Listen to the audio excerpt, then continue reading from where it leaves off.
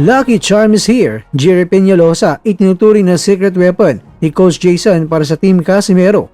Pagkatapos ng kanilang laban sa The Land of the Rising Sun, nagatid ng matinding kaba at inspirasyon sa kampo ni Jana Riel Casimero at Kenneth Duber ang pagdating ng isang boxing icon. Sa isang video na binahagi sa social media, makikita magkasama ang dalawang pambato ng Pilipinas kasama ang kanilang kupunan. Ngunit ang agaw pansin ng lahat ay ang presensya ng dating 2 Division World Champion na si Jerry Peñalosa dahil nga promoter siya ni Duber. Sa naturang video, hindi napigilan ni Coach Jason Casimero na ipakilala ang boxing legend sa mga fans. Tahasang binanggit ni Coach Jason na si Peñalosa ang kanilang naging secret weapon.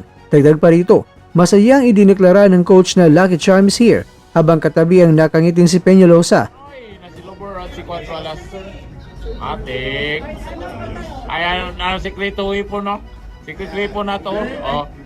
Gengay. Gengay.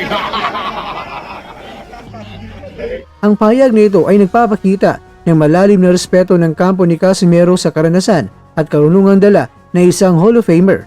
Pero bakit nga ba malaga ang presensya ni Peñalosa? Mga kakwento, ang kaganapang ito ay hindi lamang basta-basta, pero malalim na kahulugan ang pagsasamang ito ng mga elite boxers kasamang legend, mental at psychological na boost sa mundo ng boxing. Ang moral ay kasinalaga ng physical training. Ang tawaging Lucky Charm si Peñalosa ay senyales na ang kanyang presensya ay nagbibigay ng kapanatagan at kumpiyansa kina Casimero at ni Duber. Strategic advantage. Kilala si Jerry Peñalosa sa kanyang mataas na boxing IQ at matalas na depensa nung siya'y lumalaban pa. Ang pagbansag sa kanya bilang secret weapon ay nagpapahiwatig na may mga teknik, payo o estratehiya na siyang ibinahagi sa dalawang boksingero na maaring maging susi sa kanilang pagkapanalo. Pagkakaisa ng Pinoy boxing community, ang suporta ng isang veterano tulad ni Peñalosa kina Casimero at ni Duber ay nagpapakita ng pagkakaisa ng mga Pilipinong boksingero sa labas ng bansa. Ito ay mensahe sa kanilang mga kalaban na ang Team Casimero ay armado hindi lang sa lakas kundi ng karunungan mula sa mga kampiyon. Sa ngayon mga kwento, lalong tumataas ang expectation ng mga fans para sa mga susunod na hakbang ni Nakwadwala sa ni Kenneth Duber, lalo na't nasa likod nila ang gabay ng isang tunay na alamat sa sport. Samantala, Carl James Martin may pinatatamaan ba? Wonderboy nag-iwan ng mensahe tungkol sa disiplina at pananalig.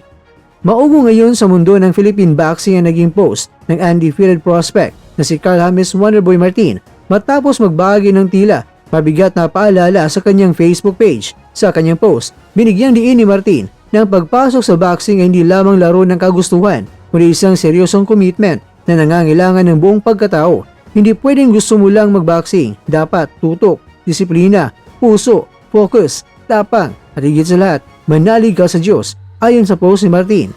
Bagamat karamihan ang mga motivational post para sa mga atleta, marami sa mga netizens at boxing fans ang nagtatanong, may pinapatamaan nga ba ang Wonderboy sa gitna ng mga issue ng lifestyle at disiplina na madalas ibato sa ibang mga sikat na boksingero sa ating bansa? Ang mga salitang tutok at disiplina ay tila may dalang lalim. Gayunpaman, kilala si Martin mga kwento bilang isang low profile at relihiyosong boksingero. Kaya naman ang iba ay naniniwalang ito ay paalala lamang sa kanyang sarili at sa mga nagnanais na sumunod sa kanyang yapak. Ang post ay nagtapos sa isang masiglang pagbati na good morning everyone. Tara, training tayo, hagyo.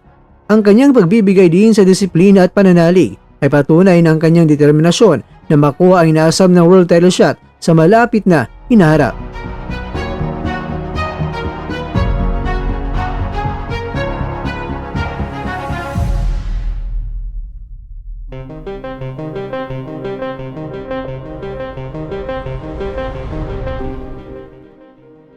Mga kakwento, narito ang pagpapakahulugan sa mga katangian ayon kay Martin.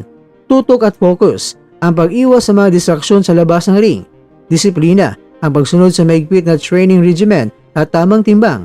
Pangatlo, manalig sa Diyos, ang pagpapanatili ng kababaang loob sa kabila ng tagumpay dahil ang ating Diyos ang palaging ating gabay.